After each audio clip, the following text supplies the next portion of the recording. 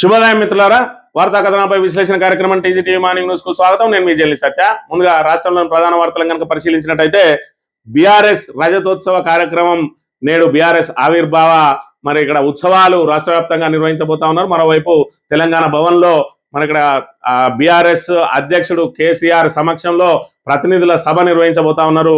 మనకి 2 సంవత్సరాలే ఉన్నది ఎలక్షన్ టైము.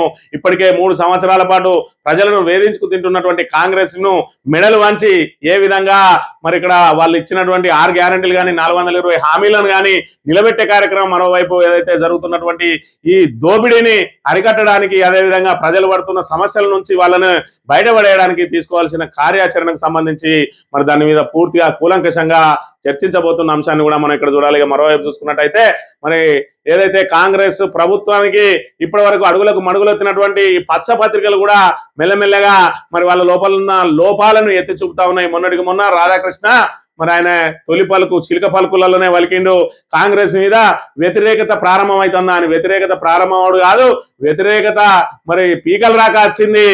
ఈ రోజు కూడా ఒక వార్త రాసిండు, ఏదైతే ఉపసంఘాలన్నీ ఉత్తుత్తి సంఘాలేనా అని. ఖచ్చితంగా మంత్రివర్గ ఉపసంఘాలు ఏవైతే వేసిందో సమస్యలను దాటవేయడానికి, సమస్య నుంచి తప్పించకపోవడానికి ఉపసంఘాలు వేసి చేతులు తిలుపుకుంటా ఉన్నారని చెప్పి ఇలా ఆంధ్రజ్యోతి కూడా గ్రహించింది.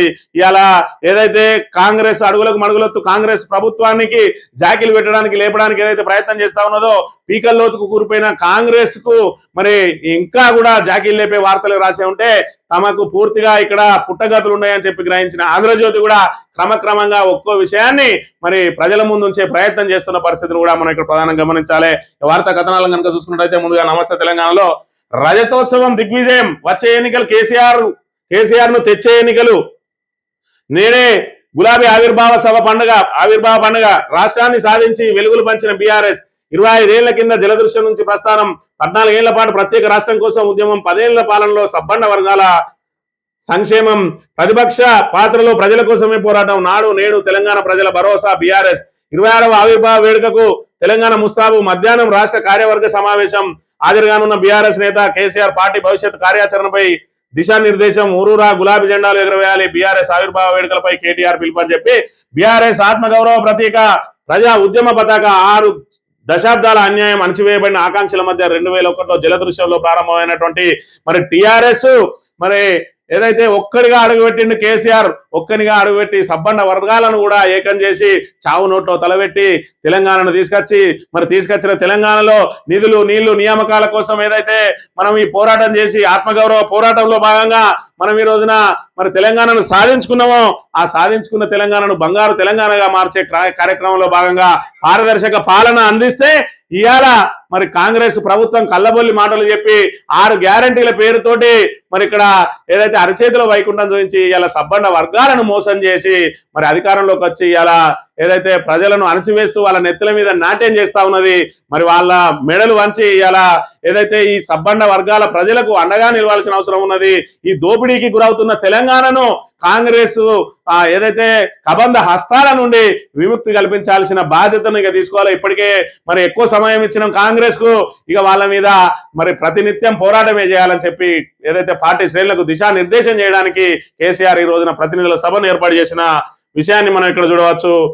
కాంగ్రెస్ పోవడం ఖాయం, బీఆర్ఎస్ రావడం తథ్యం, 2.5 ఏళ్ల కాంగ్రెస్ పాలనలో ఒరిగింది శూన్యం, 1000 రోజులైన 6 గ్యారంటీల అమలులో విఫలం, కేసీఆర్ చేసిన పనులకు రిబ్బన్ కటింగ్ చేయడం తప్ప రాష్ట్ర ప్రజలకు రేవంత్ రెడ్డి చేసింది ఏమి లేదు, గుర్తింపులేమితో రేవంత్ అందుకే అడదిద్ద మాటలు, సీఎం పేరు పలకాలంటేనే ముఖం తిప్పుకుంటున్నారు, ఎన్నికల ముందు దానకారణుడు ఇప్పుడు కుంభకారణుడు, రేవంత్ పై బీఆర్ఎస్ వర్కింగ్ ప్రెసిడెంట్ కేటీఆర్ ధ్వజం, పార్టీలో చేరిన హుజూర్ నగర్ ఫార్వర్డ్ బ్లాక్ నేత రఘు అని చెప్పి ఇక్కడ ఖచ్చితంగా ఈ వచ్చే ఎన్నికలు కేసీఆర్ ను ముఖ్యమంత్రిగా తీసుకువచ్చే ఎన్నికలే.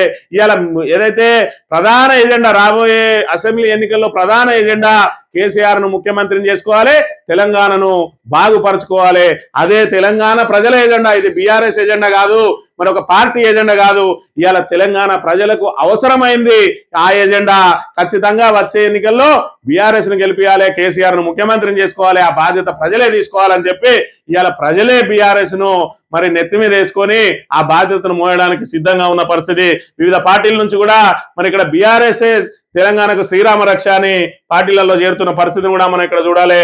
బీఆర్ఎస్ 25 ఏళ్ల ప్రయాణంలో 14 ఏళ్ల ఉద్యమ పార్టీగా 10 ఏళ్లు పాలక పార్టీగా 2.5 ఏళ్లు ప్రతిపక్ష పార్టీగా 3 పాత్రలు సమర్థంగా పోషించి దిగ్విజయంగా ముందుకు సాగుతున్నది. ఇంత గొప్ప పార్టీకి నేతృత్వం వహిస్తున్న కేసీఆర్ పై 3 ఫీట్లు ఉన్నోళ్ళు కూడా అడ్డం పొడుగు మాట్లాడుతున్నారు. ఆ అడ్డం పొడుగు మాటలే ఇవాళ వాళ్ళకు ఉరేయబోతా ఉన్నది. ఇవాళ తెలంగాణను తీసుకొచ్చినటువంటి తెలంగాణ జాతిపిత కేసీఆర్ మీద అవాకులు చెవాకులు పేలుతున్నటువంటి ఈ మరి 3 ఫీట్ల రేవంత్ రెడ్డిని బొందబెట్టే కార్యక్రమాన్ని కూడా తెలంగాణ ప్రజానికమే తీసుకుంటారు. ఇవాళ జై తెలంగాణ అనే వ్యక్తి ఎన్నడూ కూడా తెలంగాణ ఉద్యమంలో పాల్గొన్న వ్యక్తి, తెలంగాణ వాళ్ళ మీదకి తుపాకులు పట్టుకొచ్చి సమైక్యవాదుల సంకల్ నాకిన వ్యక్తి ఇలా కేసీఆర్ ను నోటికొచ్చినట్టు మాట్లాడుతా ఉన్నాడు. తెలంగాణను మరి తెలంగాణ అంటే కేసీఆర్, కేసీఆర్ అంటే తెలంగాణ, తెలంగాణ జాతి పిత బాపు కేసీఆర్. బాపు కేసీఆర్ మరి కాలి గోటి కూడా సరిపోని వ్యక్తి ఇలా మరి కేసీఆర్ ఆనవాళ్ళు లేకుండా చేస్తా అంటున్నాడు. ఎందుకు ఆనవాళ్ళు లేకుండా చేస్తావు? ఇలా చంద్రబాబు ఆనవాళ్ళు పెడతావా? మరి వైఎస్ రాజశేఖర రెడ్డి ఆనవాళ్ళు పెడతావా? ఆంధ్రోళ్ళ సంకల్ నాటుతావా అనేది ఇక్కడ ఇలా మరి రేవంత్ రెడ్డిని ప్రశ్నించాల్సింది మరి తెలంగాణ ప్రజానికమే చూసుకుంటా ఉన్నారు. ఇక ఇందిరమ్మ బిల్లు రాలేదని ఆగిన గుండె, బేస్మెంట్ పూర్తయిన 6 నెలలుగా రాని బిల్లు, ఆగిన నిర్మాణం, గుండెపోటుతో మృతి చెందిన బాధితురాలు పానుగంటి మల్లు, సొంతిల్లు లేక వాగొడ్డున టెంట్ వేసి దాన సంస్కారాలు, కాంగ్రెస్ సర్కార్ నిర్లక్ష్యానికి నిదర్శనంగా నిలిచిన ఘటన మంచిర్యాల జిల్లా వేంపల్లిలో దారుణం అని చెప్పి ఇందిరమ్మ బిల్లు రాలేదు. ఇందిరమ్మ బిల్లు ఇప్పటి వరకు 5 లక్షల రూపాయల బిల్లు వచ్చిన వాళ్ళు ఒక్కరు కూడా లేరు. మరి వేల సంఖ్యలో మరి 3,000 ఇస్తాను, నియోజకవర్గానికి 4,000 ఇళ్ళు ఇస్తాను అన్నారు. మరి 100 ఇళ్ళు కూడా ఇప్పటి వరకు పూర్తయింది లేదు. మరి ఒక్కింటికి కూడా ఇప్పటి వరకు పూర్తి స్థాయిలో 5 లక్షల బిల్లు పడ్డది లేదు. దాని మీద కూడా ఇంకా అనేక రకాలైన అవకతవకలు జరుగుతా ఉన్నాయి. ఇంకేదో ఉపాధి హామీకి సంబంధించి మరి ఆ నిధులన్నిటి డైవర్ట్ చేసి నెలకు 2,000, 3,000, వారానికి 2,000, 3,000 ఇస్తారట. దాని మీద కూడా మరొకసారి మనం అందరం దృష్టి పెట్టాల్సిన అవసరం ఉన్నది. ఇక పైలట్ గ్రామాలకే పైసలు ఇవ్వలే, ప్రారంభించి 15 నెలలు 10 ఇళ్ళు పూర్తి కాలే, అప్పు చేసి లక్షలు ఖర్చు చేసిన రాని బిల్లులు. వరంగల్ జిల్లా బొల్లంకొండలో లబ్ధిదారుల నిరీక్షణట. మరి ఇందిరమ్మ ఇల్లు అనేది అయితే అది అరిచేతిలో వైకుంఠం లెక్కనే కనబడతా ఉన్న పరిస్థితి. ఇక బదిలీల బంతాట, ఐఏఎస్లతో ఆడుకుంటున్న సర్కార్, కుర్చీలో కుదురుకోకముందే మళ్ళీ ట్రాన్స్ఫర్లు. 2.5 ఏళ్లలో 15 సార్లు అధికారులు బదిలీ చేసిరట. ఈ 2.5 ఏళ్లలో 4 సార్లు కృష్ణాదిత్య, అనదీప్ దురిశెట్టి, దాసరి హరిచందన, సిహెచ్ ప్రియాంక 2.5 ఏళ్లలో 4 సార్లు బదిలీ అయితే దానకిషోర్, సంజయ్ కుమార్, హనుమంతరావు, అశోక్ రెడ్డి 3 సార్లు బదిలైనరు. కనీసం 2 సంవత్సరాల వ్యవధి ఉంటే కలెక్టర్లకు దాని మీద కుదురుకొని దాని మీద ఏం చేయాలనే ఒక అవగాహన వస్తుంది. ఈ అవగాహన వచ్చేలోపే మళ్ళీ దిక్కేస్తారు. మళ్ళీ దాని మీద వాళ్ళు స్టడీ చేసి దాన్ని మరి మొత్తంగా పూర్తి స్థాయిలో దాని మీద అవగాహన తెచ్చుకొని ఏం చేయాలని దానిలో ఒక మరి దాన్ని ఏ విధంగా ముందుకు తీసుకుపోవాలని ఒక ప్రణాళికబద్ధంగా ముందుకెళ్లే లోపల మళ్ళీ తీసి మళ్ళీ దిక్కేస్తా ఉన్నారు. అంటే వీళ్ళు ఏదైతే ఐఏఎస్లతోటి బంతాట ఆడుతా ఉన్నారు. తాము చెప్పినట్టుంటే ఒక చోట, చెప్పకినట్టు వినకపోతే మరో చోట చేస్తా ఉన్న పరిస్థితి. బాత్రూంలోనే బతుకులాట, ఇందిరమ్మ ఇల్లు కట్టిస్తామంటే నమ్మి ఆగమైన చెంచుపల్లి. ప్రభుత్వ దత్తత గ్రామంగా వికారాబాద్ జిల్లా చెంచుపల్లి చెంచులకు ఇళ్లు కట్టించాలని కాంగ్రెస్ సర్కార్ నిర్ణయం. పాత ఇళ్లు కూల్చి పనులు మొదలుపెట్టిన అధికారులు. ఏడాదైనా ఇంకా పునాదుల స్థాయిలోనే నిర్మాణాలు. మరి ఇక్కడ చూసుకున్నట్టయితే ఇల్లు కట్టిద్దామని చెప్పి అలా ఉన్న ఏదో చిన్నపాటి గుడిసెను తొలగిస్తే ఇప్పటి వరకు ఆ ఇల్లు కాలేదట. ఈ అవ్వ పేరు బోమరాసు అంజిలమ్మ. ఏడాది కిందట ఇందిరమ్మ ఇల్లు మంజూరైంది. ఆమె పాత ఇంటిని కూల్చి అక్కడే ఇల్లు నిర్మాణం మొదలుపెట్టిండు. కాంట్రాక్టర్ బేస్మెంట్ వరకు పనులు పూర్తి చేసిండు. బిల్లులు రాక చేతులు ఎత్తిండు. ఇవాళ ఆమె బాత్రూంలోనే నివాసం ఉండాల్సిన దుస్థితి వచ్చింది. ఆమె కట్టుకొని పూర్తి చేసుకొని బిల్లు తీసుకుందామంటే ఆమె దగ్గర డబ్బులు లేవు. కాంట్రాక్టర్ నువ్వు కట్టవా అంటే బిల్లులు ఇస్తలేదు గవర్నమెంట్, నన్నేం చేయమంటావు అని చెప్పి వాళ్ళు చేతులు ఎత్తేస్తే ఇలా బాత్రూములల్లా వాళ్ళు నివాసం ఉండాల్సిన దుస్థితిని తీసుకొచ్చింది కాంగ్రెస్ సర్కార్ అనే విషయాన్ని మనం ఇక్కడ గమనించాలి. ఇక పంటల కొనుగోలు బందట. పంటల సేకరణకు 1000 కోట్లు మనం పెట్టలేము. ప్రభుత్వంపై భారం తగ్గాలంటే ఏదో ఒకటి చేయాలి. కొనుగోలు తగ్గించేందుకు మార్గాల అన్వేషణపై వ్యవసాయ వర్సిటీకి బాధ్యతలు అప్పగిద్దామా? ఇటీవల మంత్రివర్గ సమావేశంలో సీఎం రేవంత్, వ్యవసాయ మంత్రి తుమ్మల మధ్య సుదీర్ఘ చర్చ జరిగిందట. పంటల కొనుగోలు బంధు, అన్ని బందే. ఇలా చూసుకుంటే బీసీ బంధు బంధు, దళిత బంధు బంధు, అదే విధంగా చూసుకున్నట్టు రైతు బంధు బంధు, అదే విధంగా కొనుగోళ్లు బంధు, మద్దతు ధర బంధు, రాను జీతాలు ఇచ్చి కూడా బంద్ అవుతుంది అనే విషయాన్ని మనం ఇక్కడ ప్రధానంగా చూడాలి. తండ్రి కూతురు అనుమానాస్పద మృతి, కులిన స్థితిలో 2 మృతదేహాలు, అపస్మారక స్థితిలో భార్య రమ్మ, బిక్కుబిక్కుమంటున్న చిన్న కూతురు. ఇంట్లోంచి దుర్వాసన రావడంతో పోలీసులకు స్థానికుల సమాచారం. మరి ఏమైందో దాని వివరాలు తెలియాల్సి ఉన్నదట. ఇక సాక్షి దినపత్రిక విషయానికి వస్తే, ప్రజావాణి వినాలి, ఫిర్యాదుల పరిష్కారంలో రాజీ వద్దు, ఆలస్యమైతే అధికారులదే బాధ్యత. ప్రజావాణిపై సమీక్షలో సీఎం రేవంత్ రెడ్డి ఆదేశం. రాష్ట్ర జిల్లా స్థాయి నుంచి రెవెన్యూ డివిజన్ స్థాయికి, తర్వాత మండల స్థాయికి విస్తరించాలి. ఫిర్యాదుల పరిష్కారానికి అన్ని స్థాయిల అధికారులు పూర్తి అధికారం. గడువులోగా పరిష్కారం, ట్రాకింగ్ కు డిజిటల్ ప్లాట్ఫామ్.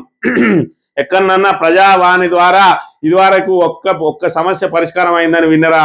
ఈ ప్రజావాణిని పెడతానమని చెప్పి మేము ప్రతి వారం కూడా నేను అక్కడ హాజరైతా అని చెప్పిండు. ఒక్క వారం వచ్చిండు, హడావిడి చేసిండు రేవంత్ రెడ్డి. ఇప్పటి వరకు పక్కా పత్తా దొరికితే మరి ఒట్టు. మరోవైపు చూసుకున్నట్టయితే నేను నిత్యం ప్రజాక్షేత్రంలో ఉన్నా అంటాడు. ఏముంటాడు? పెళ్లిలో పోతాడు, పేరంటాల పోతాడు, బారసాల పోతాడు, మరి ఇక్కడ షాపుల ఓపెనింగ్ పోతాడు, మంగళ షాపుల ఓపెనింగ్ పోతాడు. మరి ఈయన ఇవన్నీ చేయడం వల్ల ప్రజలకు వచ్చే లాభం ఏందో ఎవరికి తెలియదు. ఇవాళ మరి 6 గ్యారంటీలు అమలేదంటే సప్పులు లేదు, కళ్యాణ లక్ష్మిలో తులం బంగారం ఏంటంటే సప్పులు లేదు, పెన్షన్ ఎప్పుడు పెంచుతామంటే సప్పులు లేదు, మరి బియ్యం కొంటలేరు, అట్లు కొంటలేరు, మరి కథ ఏంది, వడ్ల కొనుగోలు కేంద్రాలు ఓపెన్ చేసినావు అవి ఎప్పుడు కొంటామంటే సప్పులు లేదు. మరి ఇక్కడ ఏదైతే నష్టపరిహారాలు ఇచ్చే విషయంలో కూడా ఎక్కడ కూడా సప్పులు లేదు. కానీ మరి ఇక్కడ ఈయన నేను నిత్యం ప్రజాక్షేత్రంలో తిరుగుతున్నాను, పెళ్లిళ్ళు పేరంటాలు ఢిల్లీకి మరి ప్రయాణాలతోటే సరిపోతా ఉన్నది రేవంత్ రెడ్డి పరిస్థితి అనే విషయాన్ని మనం ఇక్కడ చూడాలి. ఇక డొనాల్డ్ ట్రంప్ పై హత్యాయత్నం, వాషింగ్టన్ హిల్టన్ హోటల్లో దుండగుడి కాల్పులు, ట్రంప్ హాజరైన బాల్ రూమ్ పక్క లాబీలో ఉదంతం, తక్షణం స్పందించి నిర్బంధించిన భద్రతా సిబ్బంది. ట్రంప్ వాన్స్ దంపతులు మంత్రులకు తప్పిన ముప్పు, వైట్ హౌస్ జర్నలిస్టుల విందు భేటీలో తీవ్ర కలకలం, ట్రంప్ పై 2 ఏళ్ల వ్యవధిలో ఇది 3వసారి హత్యాయత్నం. మరి అత్యంత సెక్యూరిటీ కలిగిన దేశం, అగ్రరాజ్యం, మరి అగ్రరాజ్యంలో అధ్యక్షుని మీదనే ఇప్పటికి 3 సార్లు హత్యాయత్నం జరిగింది అని అంటే వాళ్ళ పాలనలో కూడా డొల్ల ఏ విధంగా ఉన్నదో కూడా దీని ద్వారా తెలుస్తా ఉన్నది. ఇక చెరువులకు హెల్త్ చెకప్ అట, రాష్ట్రంలో చెరువులకు ఆరోగ్య సర్వే తర్వాత ముచ్చట. ఇవాళ ఆ చెరువులను నింపే అటువంటి మరి సోర్స్ ఎక్కడ ఉన్నదో ఒకసారి ఆలోచన చేయాలి. ఇలా కాళేశ్వరం మీద బురద జల్లి మేడిగడ్డను రిపేర్ చేయకుండా మరి గోదావరిని ఎండబెట్టి ఇలా చెరువులకు నువ్వు హెల్త్ చెకప్ చేస్తే ఉన్నది. ఆ చెరువులకు నీళ్లు రావాలంటే గోదావరి నిండుకుండలా ఉండేది. ఆ గోదావరి నిండుకుండలా ఉన్నప్పుడు మరి వాటి నుంచి చెరువులలో కూడా నీళ్ళు వచ్చేది వివిధ సోర్సుల ద్వారా. మరి అవన్నింటినీ కూడా ఎండిపోయి ఇలా రిజర్వాయర్లన్నీ పూర్తిగా ఎండబెడితే చెరువులకు హెల్త్ చెకప్ కాదు, చెరువులకు నీళ్ళు వచ్చే పరిస్థితే లేదనే విషయాన్ని మనం ఇక్కడ గమనించాలి. ఆర్టీసీ విలీనానికి ఏపీ నమూనట. ఇలా ఏపీని ఇవాళ ఆంధ్రప్రదేశే తెలంగాణను స్టడీ చేస్తూ ఉంటే ఇవాళ ఆయన గురువును స్టడీ చేయాల్సిన దుస్థితి వచ్చింది. ఎందుకంటే అసమర్థ ముఖ్యమంత్రి ఉంటే ఏ విధంగా ఉంటుంది మన పరిస్థితి అనే విషయాన్ని ఇక్కడ మనం చూడాలి. ఈ ఆంధ్రజ్యోతి విషయానికి వస్తే ట్రంప్ పై హత్యాయత్నం, 3వసారి హత్యాయత్నం జరిగిందట. నేను భయపడుతూ బతికే రకం కాదు అని చెప్పి నీకు రేవంత్ రెడ్డికి ఏం తేడా లేదనే విషయాన్ని కూడా మనం ఇక్కడ గమనించాలి. ఈ ఆంధ్రజ్యోతి యూటర్న్ తీసుకున్నదా లేదంటే ఈ కాంగ్రెస్ ఎమ్మడిపోతే నేను కూడా మునిగిపోతా, అప్పుడప్పుడు కొన్ని ఏదైతే ఆ సమస్యలను మరి ఇక్కడ తెలంగాణ ప్రజలకు చెప్పకపోతే నా పుట్టి ముంచుతట్టున్నారా అనుకున్నదో ఆంధ్రజ్యోతి ఏమో. కానీ అప్పుడప్పుడు వీళ్ళ మీద మరి విమర్శనాత్మకమైన వార్తలు కూడా రాస్తా ఉన్నది. ఉపసంఘాలు ఉత్తుత్తువేనా, 2.5 ఏళ్లలో 22 సబ్ కమిటీలు ఏర్పాటు, వారిలో నివేదికలు ఇచ్చింది 4-5 కమిటీలే, మిగతా విషయాల్లో ఇప్పటిదాకా ఏమీ తేలని పరిస్థితి, కాలయాపన కోసమే ఈ తతంగం అంటూ విమర్శలు, అధికారులతోనూ కమిటీలు వాటి పనితీరు అంతంతే, సంక్షేమ పథకాల అమలు, ప్రజలకు సంబంధించిన అంశాలు, క్లిష్టమైన సమస్యల పరిష్కారమే లక్ష్యంగా ఏర్పాటు అవుతున్న మంత్రివర్గ ఉపసంఘాల పనితీరుపై విమర్శలు వ్యక్తం అవుతున్నాయి. ఏదైనా అంశం లోతైన అధ్యయనం చేయాలని, సమగ్ర వివరాలతో నివేదిక తెప్పించుకోవాలని ప్రభుత్వం భావిస్తే మంత్రివర్గ ఉపసంఘాన్ని ఏర్పాటు చేస్తుంది. కాంగ్రెస్ ప్రభుత్వం వచ్చాక దాదాపు 22 ఉపసంఘాలు వేసింది, అందులో 4-5 నివేదికలు ఇచ్చినాయట. అంటే ప్రభుత్వం కాలయాపన చేయాలి, ఈ సమస్యను మనం నానబెట్టాలి, కోల్డ్ స్టోరేజ్ లో పెట్టాలన్న కాడల్లా ఉపసంఘం వేస్తా ఉన్నారు. అందులో భాగంగానే ఇప్పుడు ఆర్టీసీని ప్రభుత్వంలో విలీనం చేయడానికి కూడా ఒక ఉపసంఘాన్ని వేసిర్రు. అది ఎంత దూరం కొసెల్లుతుందో ఇక రాబోయే రోజులలో తెలియనున్నది. హెచ్సిఏ భూములు అంటే దానికి ఉపసంఘం ఎత్తాడు. తర్వాత ఏ సమస్య వచ్చినా కూడా ఆ సమస్యను తక్షణం పరిష్కారం కావద్దు అని అనుకున్నట్టయితే అది ఒక ఉపసంఘం వేసి దాన్ని అదే విధంగా సాగదీస్తాడు. ఆఖరికి రైతు భరోసా మీద కూడా ఉపసంఘం వేసిండు. ఆ రైతు భరోసా ఆ ఉపసంఘం సాగదీసి 3 విడతలు ఎగ్గొట్టిండు. ఇలా రైతు భరోసా అనే విషయాన్ని మనం ఇక్కడ గమనించాలి. రైతు బంధుకు రామ్ రామ్, దళిత బంధుకు జై భీమ్ అని ఏదైతే కేసీఆర్ చెప్పిండో అది అక్షర సత్యమైందనే విషయాన్ని కూడా మనం ఇక్కడ ప్రధానంగా గమనించాలి. 2 ఏళ్లలో 2 లక్షల ఐటీ కొలువులకు ఎసరాట. అదేవిధంగా మైక్రోసాఫ్ట్ లో 20,000కు పైగా ఉద్యోగాల కోత. మొత్తానికి ఏఐ వచ్చిన తర్వాత మరి ఐటీ రంగ నిపుణులకు మరి ఇబ్బందులు అయితే జరుగుతూ ఉన్న పరిస్థితిని మనం ఇక్కడ గమనించాలి. ఇక మీ టైం ముగిసింది, మా టైం మొదలైంది.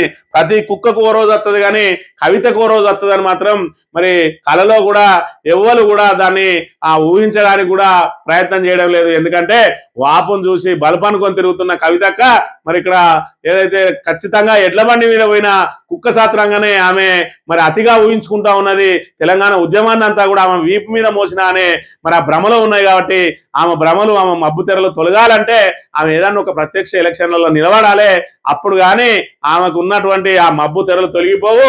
ఆమె ఇక్కడ నుంచి జెండా ఎత్తేసి మరి అమెరికాకో లేదంటే అత్తగారింటికో మరి పరిగెత్తక తప్పదనే విషయాన్ని మనం ఇక్కడ గమనించాలి. ఈనాడు దినపత్రిక విషయానికి వస్తే దోచుకునే వారితో దోస్తానా, సైబర్ నేరగాలకు అడ్డగోలుగా మ్యూల్ ఖాతాలు, కమిషన్ కోసం బ్యాంక్ సిబ్బంది కక్కుర్తి, తెలుగునాట 100 మంది నిందితుల చిట్టా సిద్ధమట. మరి ఇక్కడ ఎవరైతే సైబర్ నేరాలకు పాల్పడతారో వాళ్ళకు దొంగ అకౌంట్లు తయారు చేసిస్తూ బ్యాంకు సిబ్బంది మరి వాళ్ళకు సహకరిస్తా ఉన్నారు. ఎందుకంటే వాళ్ళు ఇచ్చే అక్రమ డబ్బులకు ఆశపడి మరి ఇవన్నీ కూడా వాళ్ళ సైబర్ నేరాలలో వాళ్ళకు వంత పడతా ఉన్న పరిస్థితిని మనం ఇక్కడ గమనించాలి. ఇక స్వీయ జనగణన షురు, అందరూ పాల్గొనాలని రాష్ట్ర ప్రజలకు గవర్నర్ సీఎం పిలుపు. కుటుంబ వివరాలు నమోదు చేసిన శివప్రతాప్ శుక్లా, రేవంత్ రెడ్డి వివరాలు ఇస్తే పథకాలు రావని అపోహ వద్దన్న కిషన్ రెడ్డి. మరి కిషన్ రెడ్డి పథకాలు రావని కిషన్ రెడ్డి చెప్తా ఉన్నాడు. మరి ఎందుకో ఇది అర్థమైతే లేదు కథ. మరి రేవంత్ రెడ్డి కదా ఇప్పుడు దీని మీద రాష్ట్రంలో జరిగే దాని మీద ప్రకటన చేయాలి. ఇవాళ బీజేపీ కాంగ్రెస్ మరి ఇక్కడ మిత్రపక్షాలుగా వ్యవహరిస్తున్న పరిస్థితిని అయితే మనం ఇక్కడ ప్రధానంగా గమనించాలి. బీసీ గురుకులం కొలువుల ప్రాంగణం, ఫైనల్ ఇయర్ లో 50% మంది విద్యార్థులకు ఉద్యోగాలు, వివిధ కార్పొరేట్ సంస్థల్లో అవకాశాలట. మహాత్మా జ్యోతిరావు పూలే బీసీ గురుకుల సొసైటీ ప్రాంగణ నియామకాల్లో ఉత్తమ ఫలితాలు సాధించింది. డిగ్రీ కళాశాలలో BA, BSc, BCom ఇతర కోర్సులు చదువుతున్న చివరి సంవత్సరం విద్యార్థులు దాదాపు 50% మందికి వివిధ కార్పొరేట్ సంస్థల్లో ఉద్యోగాలు పొందిండ్రు. ఇప్పటి వరకు ఏ డిగ్రీ కాలేజీల్లో కూడా మరి ఆ డిగ్రీ కాలేజీ నుంచి ఉద్యోగాలు పొందిన పరిస్థితి లేదు ప్రాంగణ నియామకాల్లో. మరి ఇక్కడ గురుకులాలను ఆ విధంగా తీర్చిదిద్దిండి కేసీఆర్. ఇలా కేసీఆర్ చేసిన ఒక్కొక్క పని చూసుకున్నట్టు అయి ఉంటే ఇవాళ ఒక్కొక్కరు తలకాయ కొట్టుకుంటా ఉన్నారు, కాంగ్రెస్ ని ఎందుకు తీసుకొచ్చినామా అని. ఏదైతే మనకు మనమే బ్రేక్లు వేసుకున్నాడు, పరిగెత్తే కాళ్ళల్లో కట్టెబెట్టి ఏదైతే మరి బోల్తా పడేస్తామో మరి ఇవాళ కేసీఆర్ ను తెలంగాణను పరిగెత్తిస్తా ఉంటే ఆ కాళ్ళల్లో కట్టెబెట్టుకున్నాం మనకు మనమే. ఇవాళ తెలంగాణ తిరోగమనంలో పోయింది. ఇవాళ రేవంత్ రెడ్డి చూపిన ఆశలు మరి వేసిన వేషాలు ఏదైతే పగటి వేషగాని వేషాలు మరి పిట్టెల దొర లాంటి హామీలతోటి ఇవాళ ప్రజలందరూ కూడా నమ్మి మోసపోయినరు, ఇవాళ గోసపడతా ఉన్నారు. దీనికి అంతరికి కూడా మరి మనం మతిమరపు ఉండద్దు. గతంలో చూసుకున్నట్లయితే 2014 పూర్వం తెలంగాణను హింసించింది కాంగ్రెస్ పార్టీ, తెలంగాణకు సౌకర్యాలు లేకుండా చేసింది కాంగ్రెస్ పార్టీ, తెలంగాణ మీద వివక్ష చూపించింది కాంగ్రెస్ పార్టీ, మనం ప్రత్యేక రాష్ట్రంగా ఉన్నదాన్ని ఆంధ్రతోటి కలిపింది కాంగ్రెస్ పార్టీ. ఇవన్నిటి కూడా మర్చిపోయి మళ్ళా కాంగ్రెస్ కి ఓటేసి మళ్ళా పాత రోజులలో తీసుకొని వచ్చినాం. రేవంత్ రెడ్డి ముందే చెప్పిండు ఆనాటి రోజులు తీసుకొస్తా అని. ఆనాటి రోజులు స్వర్ణయుగం రోజుల ఒక్కసారి ఆలోచన చేసుకోవాలి. ఆ రోజులను మనము దాటుకుంటూ రావడానికే మనం ప్రత్యేక తెలంగాణ కోసం కొట్లాడితే మళ్ళీ ఆనాటి రోజులు తీసుకొస్తా అన్న వ్యక్తిని నమ్మి మళ్ళీ మనం ఏదైతే ఓటేసినామో ఆనాటి రోజులకు తీసుకుపోయిండు. ఇలా కరెంటు కొరత, నీటి కొరత, మళ్ళీ నెర్రలు వారుతున్న నేలలు, మరి ఇక్కడ ఏదైతే ధాన్యం కొనుగోలు కేంద్రాలలో మరి ఏదైతే ధాన్యం అమ్ముకోవడానికి ఎదురు చూపులు, ఇవాళ మహిళలకు సంబంధించి కానీ, విద్యార్థులకు సంబంధించి కానీ, ఉద్యోగులకు సంబంధించి కానీ, నిరుద్యోగులకు సంబంధించి కానీ, ఆటో డ్రైవర్లకు సంబంధించి కానీ, ఆర్టీసీ ఉద్యోగులకు సంబంధించి కానీ, సింగరేణి ఉద్యోగులకు సంబంధించి కానీ మరి ఎన్ని కష్టాలు పడుతున్నారో వీళ్ళందరూ ఒక్కసారి మనం మననం చేసుకోవాలి. ఇప్పటికైనా మనం మతిమరుపును వదిలేయాలి. ఖచ్చితంగా తెలంగాణకు మొదటి శత్రువు ఎవరంటే కాంగ్రెస్, రెండవ శత్రువు ఎవరంటే బీజేపీ. ఈ రెండు జాతీయ పార్టీలు కూడా ఖచ్చితంగా తెలంగాణకు శత్రువులే అనే విషయాన్ని మనం గుర్తుపెట్టుకొని పోలింగ్ కేంద్రం వద్దకు వెళ్ళేటప్పటికి కూడా ఖచ్చితంగా ఈ రెండు మన ప్రధాన శత్రువులు అని చెప్పి మననం చేసుకుంటూ వెళ్ళాలి. ఈ రెండు పార్టీలను తెలంగాణలో బొందబెట్టిన రోజునే ఇవాళ మనం అభివృద్ధి చెందుతాం. తమిళనాడులో చూసుకున్నట్టయితే ఏ ఒక్క జాతీయ పార్టీని కూడా వాళ్ళ దగ్గరకు రానియడం లేదు. అవసరమైతే ఇవాళ డిఎంకే కాకపోతే రేపు టీవీకే అంటా ఉన్నారు. కానీ మరి డిఎంకే కాకపోతే ఏఐడిఎంకే కాకపోతే డిఎంకే ఉండే ఇవాళ టీవీకే వచ్చింది. మరి ఎవరో ఒకరు కానీ ఖచ్చితంగా ప్రాంతీయ పార్టీల ద్వారానే వాళ్ళ రాష్ట్ర ప్రయోజనాలు ఖచ్చితంగా కాపాడబడతాయని చెప్పి మనం ఇప్పటికైనా అర్థం చేసుకొని మరి ఈ రెండు జాతీయ పార్టీలను బొందబెట్టాల్సిన బాధ్యత మనదే అని చెప్పి తెలియజేస్తూ ఇది ఈ రోజు మార్నింగ్ న్యూస్. రేపు వెళ్దాం. Thank you very much.